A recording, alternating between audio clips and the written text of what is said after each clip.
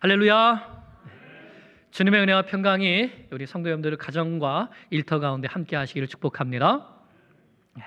옆 사람과 인사 나눌까요? 마라나타.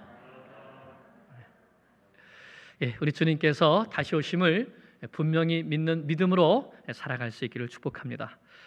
오늘 주신 말씀 의지하여서 사랑과 순종으로 세워지는 행복한 가정, 이런 제목으로 말씀을 증거하겠습니다. 여러분은 하루에 어디에서 가장 많이 시간을 보내고 계십니까?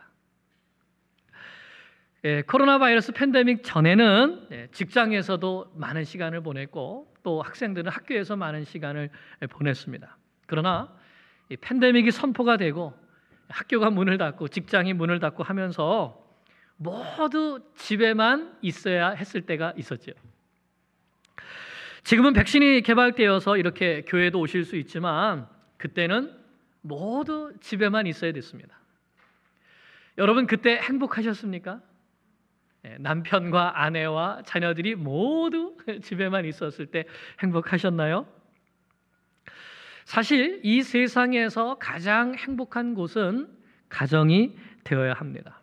그러나 현실은 그렇지 않은 것 같습니다. 얼마 전에 마이크로소프트 이 회사를 세운 빌 게이츠와 또 그의 아내 멜린다 게이츠가 이혼한다는 뉴스가 나왔습니다. 두 사람이 각자의 SNS를 통해서 결혼 27년 만에 이혼하기로 했다 하는 것을 발표했습니다. 그런데 그 이유를 이렇게 말했습니다. 우리는 더 이상 우리 인생의 다음 단계에서 부부로서 함께 성장할 수 없겠다. 그것이 이유라고 했어요. 사람들은 이들 부부의 진짜 이혼한 이유가 뭐냐, 이것에 대해서 이런저런 소문을 만들어내지만 결론은 두 사람이 함께 있는 것이 별로 행복하지 못했던 것이죠. 그래서 이제 우리의 결혼 생활을 끝내자는 것입니다. 그리고 자녀들도 아버지 빌 게이츠가 빠진 가족 사진을 올려서 또한 화제가 되기도 했죠. 이것을 보면 돈이나 또는 명예가 가정을 지켜주지 못하고 또 결혼을 지켜주지 못한다는 것을 분명히 알 수 있습니다. 그래서 한편으로는 또 안심도 됩니다. 돈이 있어야지 가정이 지켜지고 뭐 명예가 있어야지 결혼 생활이 지켜지고 하는 것은 아니기 때문이죠. 사랑하는 여러분, 하나님께서 천지 만물을 창조하시고 이 세상 가운데 가장 먼저 세우신 기관이 무엇인지 아십니까? 그렇습니다. 가정이죠. 그런데 그 가정을 어떻게 세우셨죠? 남편이 되는 아담의 갈비뼈를 하나님께서 빼셔서 그 갈비뼈로 하와를 만드셨습니다. 가장 중심에 있는 것을 빼셨어요. 그리고 둘이 한 몸을 이룰지어다 이렇게 말씀해 주셨습니다. 남편과 아내가 가장 친밀한 관계를 가지고 서로 사랑하며 하나가 되어서 살아갈 것을 말씀해 주신 것이죠. 그리고 그들에게 생육하고 번성하여 땅에 충만하라고 복을 주시면서 자녀를 선물로 주셨습니다. 이렇게 남편과 아내와 자녀들이 하나님 안에서 서로 하나가 되고 서로 깊이 사랑을 누리면서 행복한 가정을 이루어 가야 하는 것, 이것이 바로 하나님께서 주신 가정이라는 선물이죠. 여러분의 가정은 이와 같은 행복을 누리고 계십니까? 그런데 성경은 말세의 특징을 말씀할 때에 사랑이 식어지리라 하는 것과 또 부모를 거역하는 것에 대하여서 말씀해 주시고 있습니다. 이것을 다른 말로 하면 결국은 자기를 사랑하리라는 것과 똑같은 것이죠. 자기를 사랑하기 때문에 배우자에 대한 사랑이 식는 것이고 자기를 사랑하기 때문에 부모를 거역하는 것이죠. 그러므로 말세의 큰 특징은 바로 자기 사랑입니다. 그 무엇보다 그 누구보다 자기를 사랑하는 거예요. 나를 사랑하는 것이죠. 그리고 이것은 죄악된 본성으로부터 온 것입니다. 그러나 여러분, 예수님은 누구를 사랑하라고 하셨죠? 그렇습니다. 예수님은 온 율법을 두 가지로 요약해 주셨어요. 첫째는 하나님을 사랑하는 것이고, 둘째는 이웃을 사랑하는 것으로 말씀해 주셨어요. 마태복음 22장 37절부터 말씀해 보면 예수님께서 이렇게 말씀하셔요. 내 마음을 다하고 목숨을 다하고 뜻을 다하여 주 너의 하나님을 사랑하라. 이것이 크고 첫째 되는 계명이다 말씀하셨습니다. 여러분, 하나님을 사랑하십니까? 얼만큼 사랑하십니까? 하나님께서 우리를 사랑하신 그 사랑과 우리가 하나님을 사랑하는 그 사랑을 비교할 수 있을까요? 그렇습니다. 우리를 향한 하나님의 사랑은 우리가 하나님께 드리는 사랑보다 훨씬 더 크지요. 하나님은 지금도 우리를 사랑으로 돌봐주고 계십니다. 그리고 그 사랑은 우리를 천국으로 인도해 들이시기까지 결코 멈추지 않으시는 사랑이죠. 여러분, 이것을 믿으십니까? 아멘. 그러면 여러분은 하나님을 얼마나 사랑하십니까? 나를 사랑하시는 하나님께 마땅히 드려야 될 찬양과 경배를 올려드리며 이 시간도 순전한 믿음으로 하나님을 예배하고 계십니까? 또 예수님께서 말씀하신 두 번째 계명은 내 이웃을 내 몸과 같이 사랑하라는 것입니다. 이것을 지키면 모든 율법을 다 지키는 것이라고 하셨어요. 여러분, 그러면 나에게 가장 가까운 이웃은 누구일까요? 나에게 가장 가까운 이웃. 결혼하신 분들은 남편과 아내죠. 그리고 그 다음 가장 가까운 이웃은 누굴까요? 부모와 자녀이죠. 그러므로 우리가 예수님의 이 명령에 순종한다면 가장 사랑이 넘치고 가장 행복이 넘쳐야 되는 곳은 바로 어디입니까? 가정이죠. 그러면 어떻게 우리의 가정이 사랑이 넘치고 행복이 넘치는 가정이 될 수 있을까? 오늘 말씀이 바로 우리에게 그것을 가르쳐 주시고 있습니다. 남편은 어떻게 해야 되는지, 아내는 어떻게 해야 되는지, 자녀들은 어떻게 해야 되는지, 또 부모로서 어떻게 해야 되는지 이것을 가르쳐 주세요.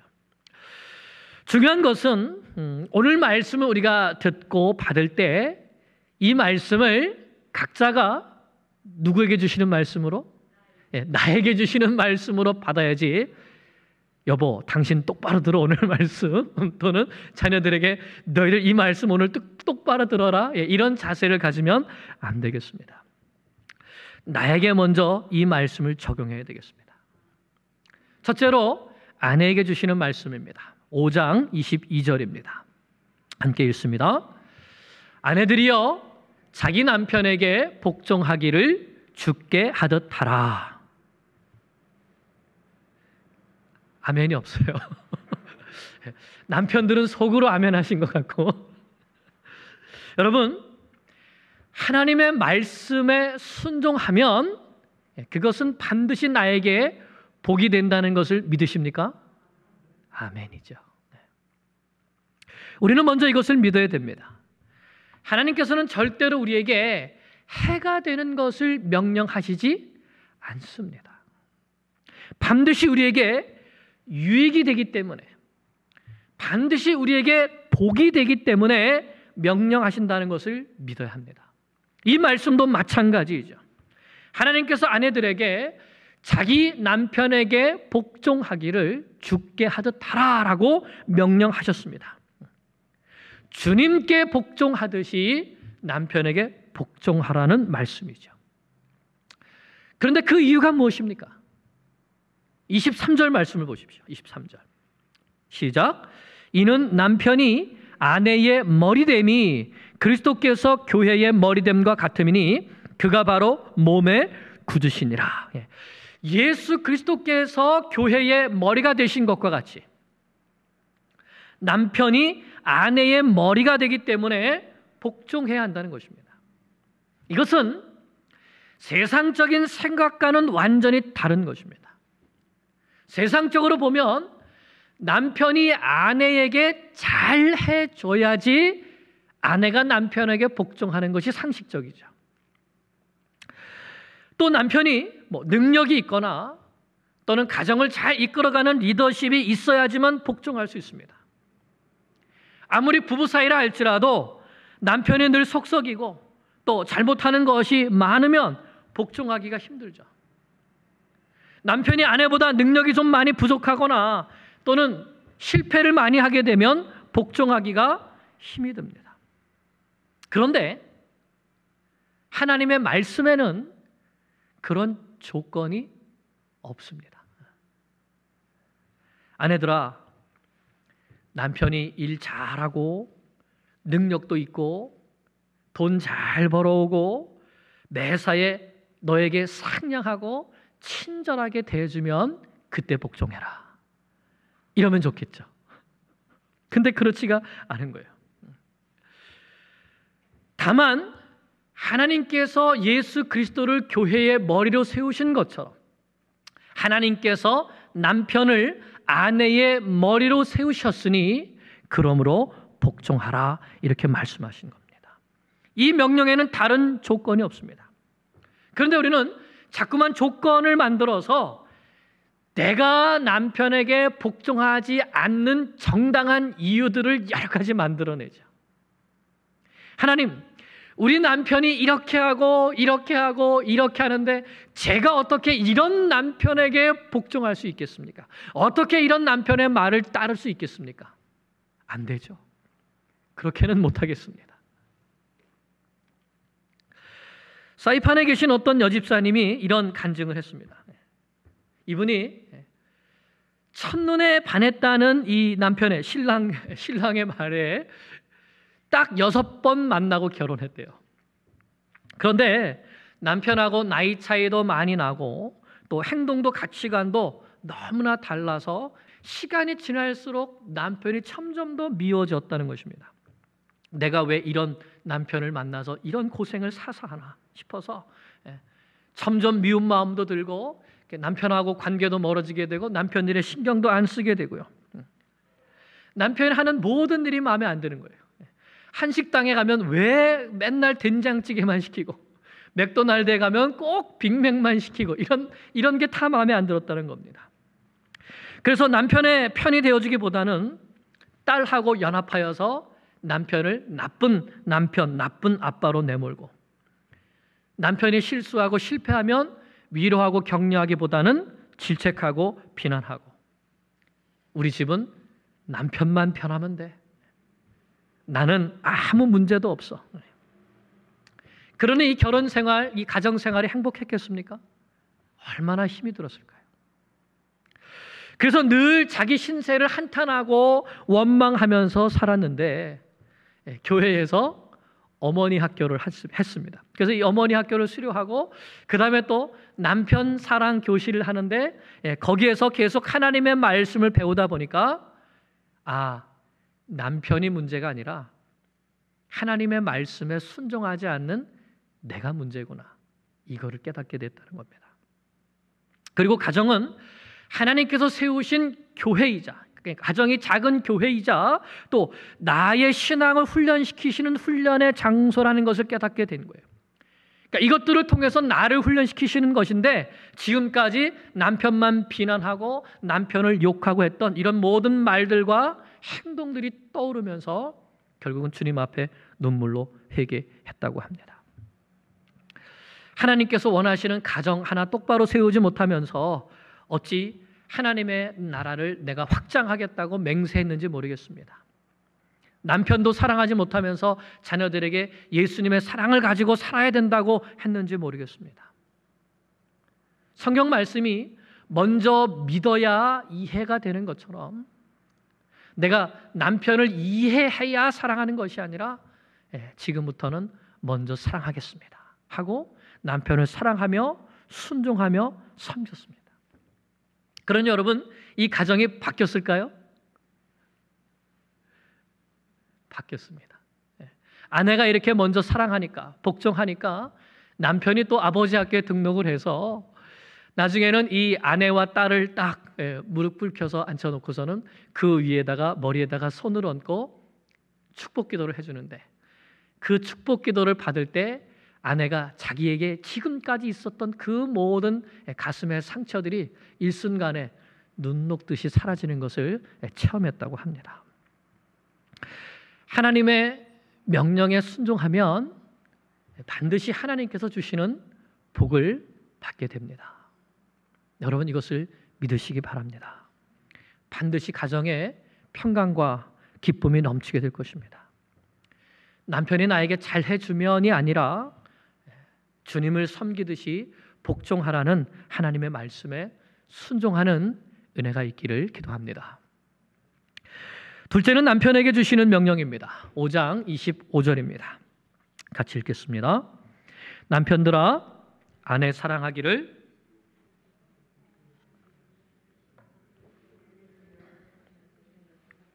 아멘. 남편에게 주신 명령은 아내를 사랑하라는 말씀입니다.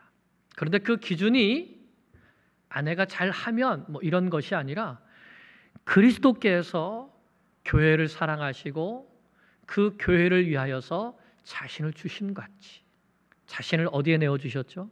십자가 위에 내어주심 같이 그렇게 나의 모든 것을 다 내어주는 사랑을 하라는 것이죠. 여기에도 조건이 없습니다. 그러므로 남편은 아내를 사랑하되 누구처럼 사랑하는 겁니까? 예수님처럼. 예수님이 아내를 사랑하신 것처럼 나도 그렇게 아내를 사랑해야 한다는 것이죠. 예수님처럼 희생적으로, 예수님처럼 목숨을 내어주는 사랑을 해야 되는 것입니다. 내가 당신을 이렇게 사랑해 줬으면 당신은 나에게 이렇게 순종해야지가 아니라 아무런 조건 없이 사랑해야 한다고 말씀합니다. 그럴 때 아내가 자발적으로 복종하게 되는 것이죠. 에드가 게스트라는 작가가 암으로 아내를 천국에 먼저 보낸 다음에 이런 일기를 썼습니다. 아내가 진 십자가가 얼마나 무거웠는지 나는 전혀 모르고 있었습니다. 때로는 참고 웃으며 때로는 슬픔으로 찢어지는 가슴을 안고 그녀는 그 십자가를 졌겠지요. 나는 아내의 미소만 보고 아내는 항상 명랑하다고 생각했습니다. 그 작은 여인에게 내가 얼마나 많이 의지하고 있었는지 그녀가 가고 없는 지금에야 비로소 절감합니다. 세세한 부분까지 아내의 손길이 미치지 않은 곳이 없었는데 그것을 전혀 모르고 있다가 이제야 깨닫게 됩니다.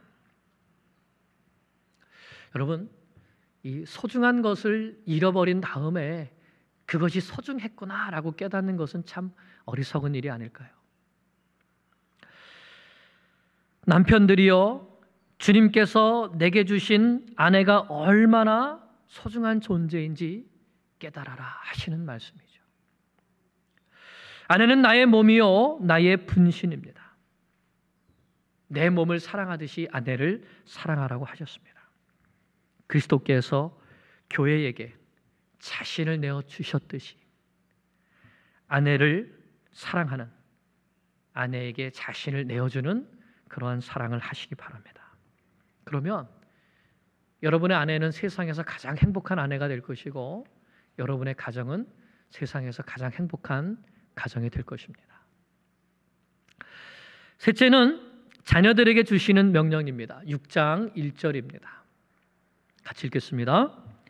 자녀들아, 주 안에서 너희 부모에게 순종하라. 이것이 옳으니라. 아멘. 여기에서 이 순종하라는 이 말씀은 귀를 기울여라, 경청해라 하는 이런 말씀입니다. 그러니까 자녀들에게 주신 명령은 부모의 말씀에 귀를 잘 기울이고 경청해서 그 말씀을 잘 따라 순종하라 하는 말씀입니다. 그것이 부모 공경이에요. 부모님 말씀을 잘 듣고 잘 따라서 순종하는 것이죠. 그래서 자녀 여러분, 이것만 기억하십시오. 부모님 말씀을 잘 듣고 순종하십시오. 부모님 말씀을 잘 듣고 순종하세요. 그런데 자녀들은 좀처럼 부모님 말씀을 잘 들으려고 하지 않아요. 그러니 순종할 수가 없죠. 어느 자매가 나의 27년간의 불효라는 이런 고백을 글로 썼습니다. 내가 27년 동안 27살 된 자매가 27년 동안 내가 어떻게 부모님께 불효했는지를 썼는데 이런 내용이에요. 훨씬 많은 인생을 살아오신 부모님을 무시하고 부모님께 반말하고 공경하지 않은 것. 뭐라고 말씀하시면 못 들은 척 귀 막고 방에 들어가 버린 것. 잔소리 할까 봐 집에 오자마자 이어폰 끼고 방에 들어가서 문 닫은 것. 부모님이 주신 형상, 이 모습이 마음에 안 들어서 고치고 싶다고 한 것. 헌금하라고 주신 돈 과자 사 먹고 어머니가 너 헌금 안 한 것 집사님한테 들었다고 하니까 그 집사님이 거짓말하는 거라고 거짓말한 것. 어릴 적에 피아노, 플룻 이런 여러 가지 사달라고 졸라서 어머니 일하게 한 것. 아버지 다쳤으면 당연히 병원에 가봐야 되는데 병원 가는 차비 계산하고 왕복 걸리는 시간 계산해서 병문안 갈까 말까 고민한 것. 열심히 하는 모습 안 보여드리고 맨날 낮잠 자고 게으름 피워서 부모님 걱정시켜드린 것. 아침에 차려주신 밥 안 먹고 라면 끓여 먹어서 자식 건강 걱정시켜 부모님 마음 아프게 한 것. 여태 키워준 은혜 감사하지 않고 해준 게 뭐 있냐고 큰 소리 치면서 부모님 훈계한 것. 어릴 때 매 맞을 때마다 도망 다녀서 부모님 힘들게 한 것. 여기에 우리 자녀 여러분들도 해당되는 것이 있지 않습니까? 오늘 말씀을 기억하시고 이것 한 가지만 잘하시기 바랍니다. 부모님 말씀을 잘 듣고 순종하자. 그것이 부모님을 기쁘시게 해드리는 것이고 또한 하나님을 기쁘시게 해드리는 것입니다. 그러면 하나님께서 여러분의 삶과 여러분이 행하는 모든 일이 형통하도록 복을 주시겠다고 약속하셨습니다. 이 약속을 받아 누리는 자녀들이 되시기를 축복합니다. 마지막 네 번째는 부모들에게 주시는 명령입니다. 6장 4절을 보겠습니다. 시작. 또 아비들아 너희 자녀를 노엽게 하지 말고. 아멘. 여기에서는 대표로 아비들아라고 하셨습니다. 아비들아. 자녀 양육의 모든 책임은 그 가정의 아버지에게 있다는 말씀이죠. 사무엘상 2장을 보면 엘리라는 제사장에게 홈리와 비느하스라고 하는 이 두 아들이 있었습니다. 그들도 제사장이었습니다. 그런데 그들이 하는 행동을 보면 하나님을 업신여기고 하나님께 드릴 제물을 빼앗고 또 훔치는 이런 악한 사람들이었습니다. 그런데 아버지 엘리가 이 모든 것들을 다 알고 있었는데 자식들을 따끔하게 훈계하지 않은 거예요. 하지 못하도록 가르치지 않은 것이죠. 그 결과 홈리와 비느하스 이 두 아들은 전쟁터에 나갔다가 죽임을 당하게 되고 또 아버지 엘리도 의자에 앉았다가 그 소식을 듣고 의자에서 떨어져서 목이 부러져서 죽게 되었죠. 자녀에게 하나님을 바르게 섬기도록 가르치지 않은 결과 한 가문이 완전히 망하게 된 것입니다. 반면에 사도행전 10장에 보면 고넬료라고 하는 이방 로마 백부장이 나옵니다. 2절을 보면 고넬료는 경건한 사람이고 온 집안과 더불어 하나님을 경외했다고 이렇게 말씀하고 있습니다. 자기뿐만 아니라 온 집안이 하나님을 경외하도록 이끌었던 아버지였던 것이죠. 그래서 하나님께서 이 고넬료의 구제와 경건을 기쁘게 보시고 베드로에게 환상을 보여주시고 사람들을 보내셔서 베드로를 이 가정으로 이끌어 주시고 고넬료의 모든 집이 베드로부터 복음의 말씀, 예수 그리스도의 십자가와 부활에 대한 복음의 말씀을 듣게 하시고 세례를 받고 구원받는 놀라운 은혜를 베풀어 주신 것이죠. 자녀 교육은 어머니의 책임이 아닙니다. 자녀 교육은 주일학교 교사의 책임도 아닙니다. 자녀 교육은 누구 책임입니까? 아버지의 책임입니다. 그리고 그 책임은 주의 교훈과 훈계로 양육하는 것입니다. 하나님의 말씀을 가지고 부지런히 가르치고 때로는 징계도 해야 되는 것이죠. 디모데후서 3장 16절 17절에 이렇게 말씀합니다. 모든 성경은 하나님의 감동으로 된 것으로 교훈과 책망과 바르게 함과 의로 교육하기에 유익하니 이는 하나님의 사람으로 온전하게 하며 모든 선한 일을 행할 능력을 갖추게 하려 함이라. 무엇이요? 하나님의 말씀이.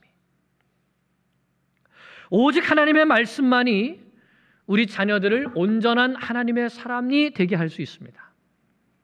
오직 하나님의 말씀만이 우리 자녀들이 하나님이 기뻐하시는 선한 일을 할 수 있는 능력을 갖추게 해준다는 것이죠. 그러므로 아버지는 이 일에 책임을 져야 합니다. 자녀들에게 하나님의 말씀을 가르치는 일에 책임을 져야 되는 것이죠. 그리고 이 일에 어머니가 함께 협력해야 합니다.